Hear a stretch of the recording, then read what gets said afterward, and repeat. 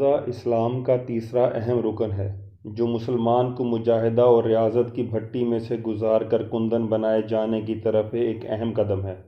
امت محمدی صلی اللہ علیہ وآلہ وسلم پر روزے 15 شعبان المعظم 2 ہجری کو فرض کیے گئے، اور اس بابت رب کائنات نے حکم فرمایا، تم میں سے جو اس مہینے کو پائے وہ اس کے روزے رکھے۔ القرآن سورہ بقرہ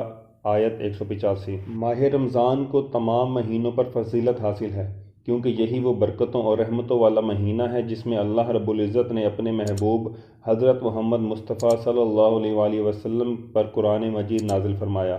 ماہ رمضان کی آمد کے ساتھ ہی رحمت اور برکات الہیہ کا نزول ہوتا ہے، اور انسان کے دل میں اس مہینے کا احترام پیدا ہو جاتا ہے، جس کی بنا پر قلب انسانی اور دنیاوی افعال سے دستبردار ہوتے ہوئے عبادات کی طرف راغب ہو جاتا ہے۔ اس ماہ مبارک میں برائی کے دروازے بند کر دیے جاتے ہیں، شیاطین کو زنجیروں میں جکڑ دیا جاتا ہے، دوزخ کے دروازے بند اور جنت کے دروازے کھول دیے جاتے ہیں، اور قبروں سے عذاب کو موقوف کر دیا جاتا ہے۔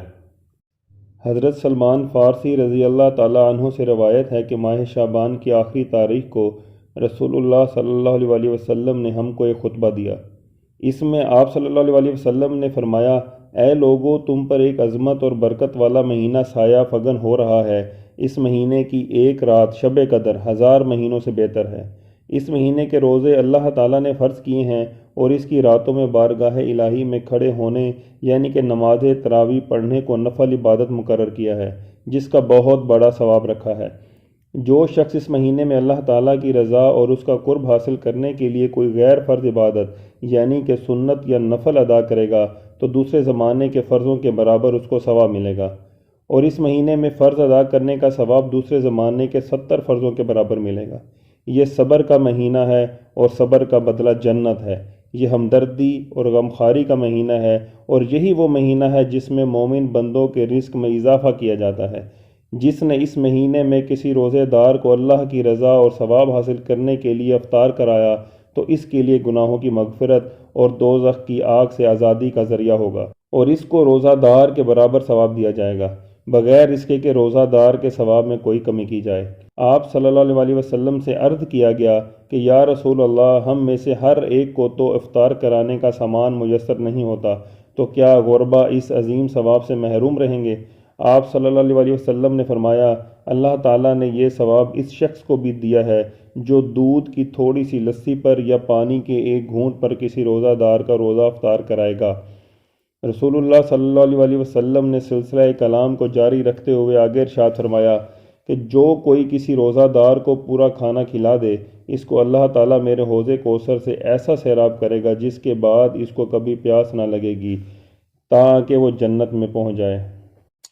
اس کے بعد آپ صلی اللہ علیہ وآلہ وسلم نے فرمایا، اس ماہ مبارک کا ابتدائی حصہ رحمت اور درمیانی حصہ مغفرت ہے، اور آخری حصہ آتش دوزخ سے آزادی ہے۔ اس کے بعد آپ صلی اللہ علیہ وآلہ وسلم نے ارشاد فرمایا، اور جو آدمی اس مہینے میں اپنے غلام اور خادم کے کام میں تخفیف یا کمی کر دے گا، اللہ تعالیٰ اس کی مغفرت فرما دے گا اور اسے دوزخ سے رہائی اور آزادی عطا کر دے گا۔ حضرت ابو ہریرہ رضی اللہ تعالیٰ عنہ سے روایت ہے کہ رسول اللہ صلی اللہ علیہ وآلہ وسلم نے ارشاد فرمایا کہ جو لوگ رمضان کے روزے ایمان اور احتساب کے ساتھ رکھیں گے، ان کے سب گزشتہ گناہ معاف کر دیے جائیں گے،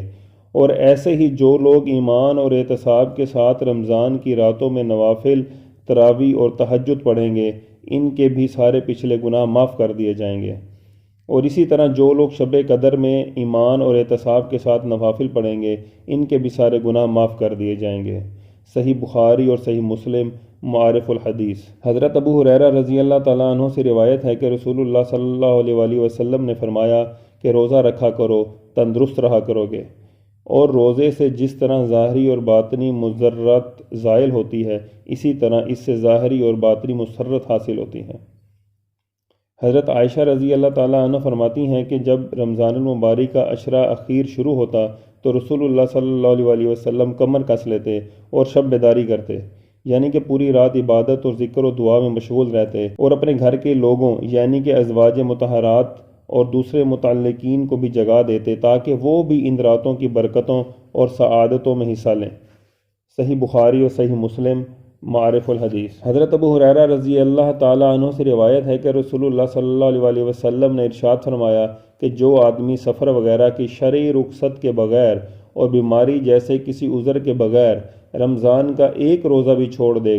وہ اگر اس کی بجائے عمر بھر بھی روزے رکھے اور جو چیز فوت ہوگی وہ پوری ادا نہیں ہو سکتی۔ مسند احمد، معارف الحدیث۔ یاد رہے کہ روزے کی یہ عظیم فضیلت انسان اسی وقت حاصل کر سکتا ہے جب روزے کے لوازمات اور تقاضوں کو پورا کرے، کیونکہ روزہ صرف کھانے پینے یا جماعت سے روکنے کا ہی نام نہیں، بلکہ روزہ جھوٹ، چغلی، رشوت اور دیگر اس طرح کے افعال بد سے بچنے کے ساتھ ساتھ عبادات، حسن اخلاق اور نرم دلی کا بھی تقاضا کرتا ہے۔